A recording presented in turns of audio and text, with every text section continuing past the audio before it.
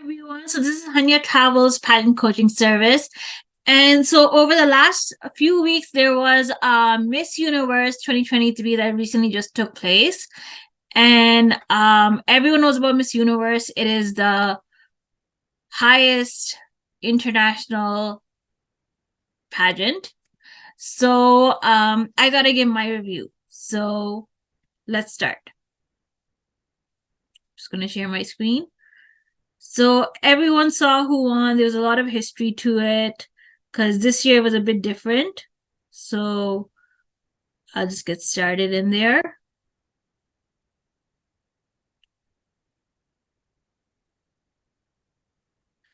So first, I'm going to start with all the delegates.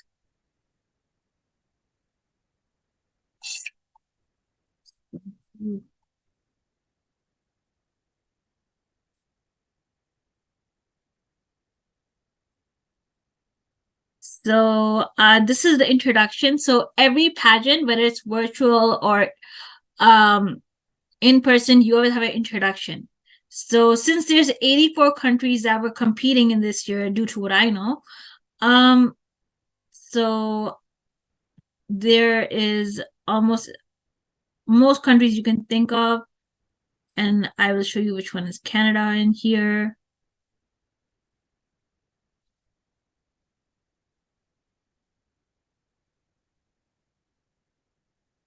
Okay, so this is Canada. So Miss Universe Canada 2023 is Madison. I've never met this pageant queen, but I know she's judged Miss Personality 2022, which I was in last year. So that, like, she was the host of that, I think. So yeah, she was host of it. I don't know if she's judged the ones I've been in or not, but I know she's the host of it. So these are the countries that are competing. There's so many of them.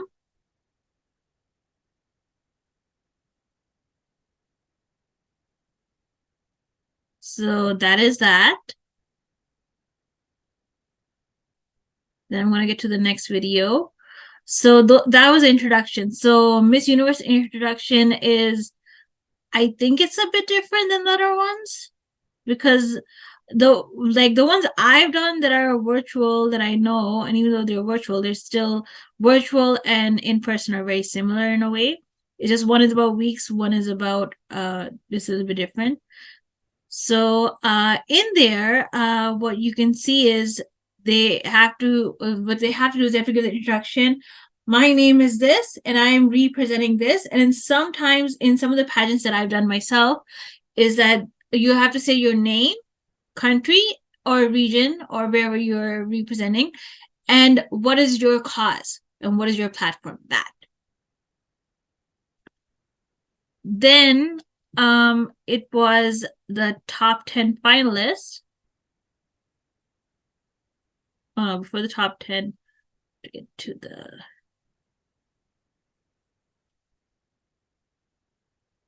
get to the top 20.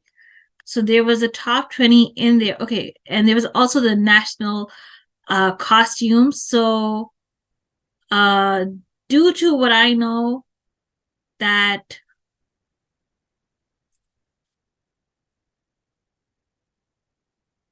Canada actually had a really interesting costume that was of all flags. So it was like really, really good. And it in the logo with that is something I agree with. There's a lot of diversity and stuff. There's a lot of different things in here, like as with age and with job and stuff. So that really represented Canada really well, the costume. So in there, then I'm just going to get to the other video. So besides the national costume, there was a top 20. So these are the top 20 delegates. So if you listen to their introductions, like, because this is Miss Universe level, and that is the highest level you can think of. Although there's Mrs. Universe, there's also Senior Universe, but those ones you don't hear that much about. So for the top 20 delegates that were selected, so if you read all about their causes, you'd be impressed on how many different types of causes they are that you could like go for. So that's the thing. So it's like it was very interesting to listen to all of their introductions. And then their top 10.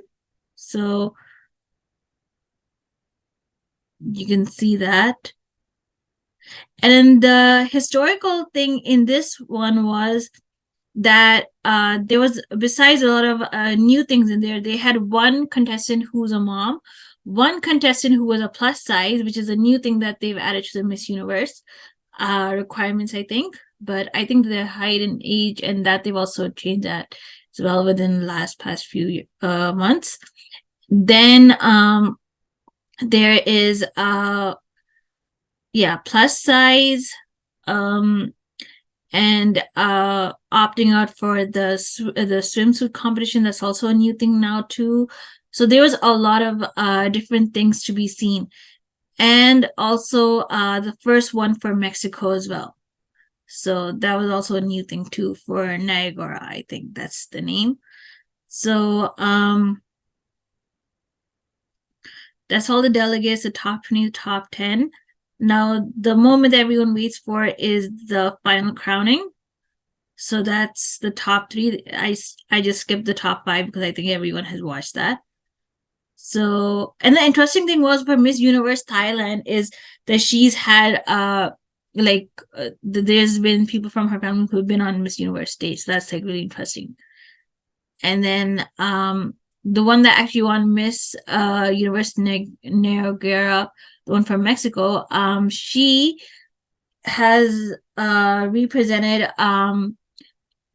like in Miss World 2020, and also she had a teen title, so she's been competing from like a really, really young age. So I know many of them are, because usually Miss Universe is the one where you have the most experience as compared to other ones.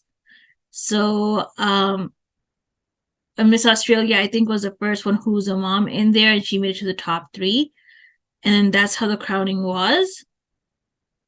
And that's when they announced her name. So overall, it was pretty good. With me, when I was looking at Miss Universe, I was watching it as from a competitor perspective, because I've been competing now for about some time. So I understand these things, like how it is. So how does the crowning work? How does that work? Like, to understand pageants, yes, Miss Universe is the biggest. There's also Mrs. Universe, there's also Senior Universe, but there's tons of other pageants that you can always go for. So, there's so many different types of pageants, that there's so many international ones, so many national, so many provincial, so many local.